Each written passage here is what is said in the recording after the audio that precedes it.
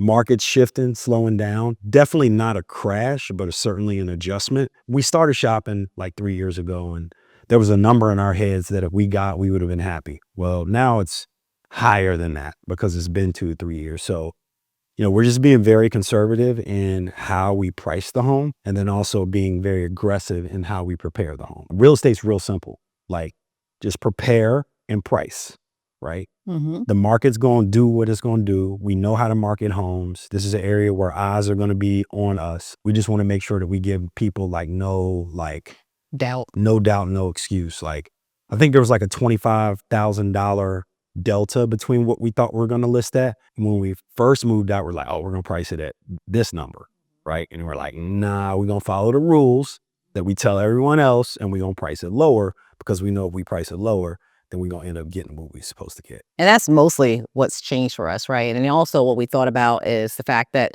in this market and due to the current market conditions, that we have to have the house look a certain way for buyers to feel like they want to pull the trigger, right? There's so many things that are playing in a buyer's mind in today's market, right? So we just want to make sure that the doubt that they have that exists between interest rates and things of that nature has nothing to do, and they can separate it from the doubt that they have in the home that they're purchasing because they know it's solid, right? So over the time, we've done a new HVAC system, a new roof, replaced our hot water heater with a tankless hot water heater. We've done that over time, right? So we know that when a buyer walks in, they know that the life expectancy of the core materials of this house are in good condition, in good shape, so they don't have to question that when it comes to submitting an offer. I'm mad about my Peloton though, because I didn't know my Peloton leaks oil, but apparently Pelotons leak oil.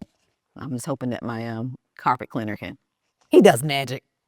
Rodney does magic on the carpet cleaning. It's going to be fantastic. So we'll get this carpet completely cleaned and re-stretched. So it'll be stretched out so you don't see these humps and the bumps, and it'll look like it was just put down. We had a no-shoe household, right?